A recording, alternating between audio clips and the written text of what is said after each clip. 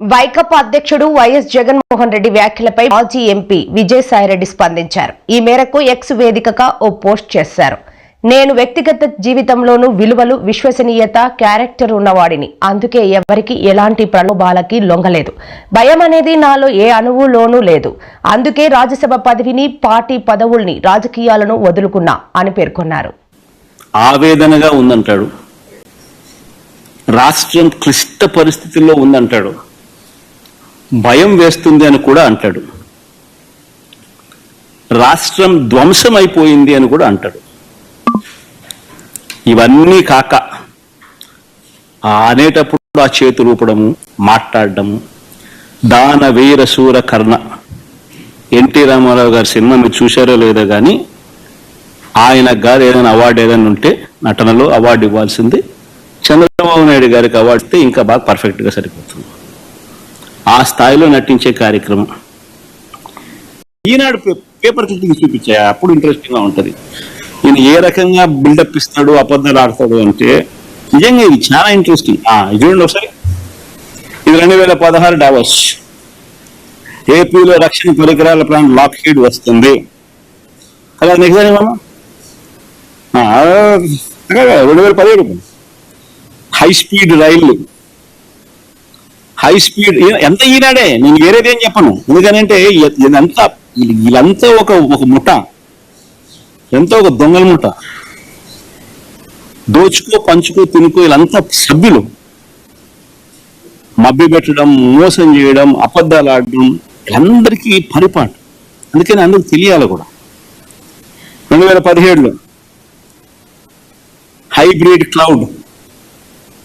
ఇంతకుముందు high speed రైళ్ళు అన్నాం, దాని ముందు హై స్పీడ్ రైళ్ల కర్మాగారాలు, తర్వాత హైబ్రిడ్ క్లౌడ్. మన సౌదీ అరామ్కో, రాష్ట్రానికి సౌదీ అరామ్కో. ఇదంతా 2017. 2018లో చంద్రబాబు గారు డావోస్ ఉన్నట్టు రాష్ట్రానికి 150 సంస్థలు వస్తాయన్నాడు. అసలు క్వశ్చన్ మార్కులు ఏమి ఉండవు, అన్నీ దాన్నే కనీసం క్వశ్చన్ మార్కులన్నా ఉండవు. ఎక్కడైనా గమనించినా లేదో మీరు, అన్నీ కన్ఫర్మ్ న్యూస్. రాష్ట్రానికి 150 సంస్థలు, రాష్ట్రానికి ఎయిర్ బస్.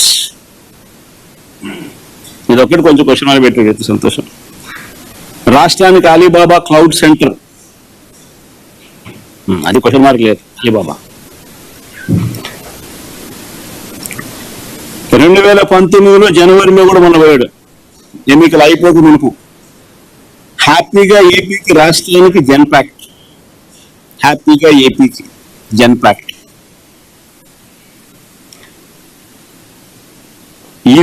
ఈ మాదిరిగా బిల్డప్ ఇవ్వడం చంద్రబాబు నాయుడుకి ఏమాత్రం కొత్తగా. అబద్ధాలు చెప్పడం, మోసం చేయడం. నాకు ఆశ్చర్యం ఒకసారి మీ అందరికీ కూడా తెలియాల. మనందరికీ పిల్లలు ఉండరు. మన పిల్లలకి మనం ఏం చెప్తాం? అబద్ధాలు ఆడకూడదు, మోసం చేయకూడదు,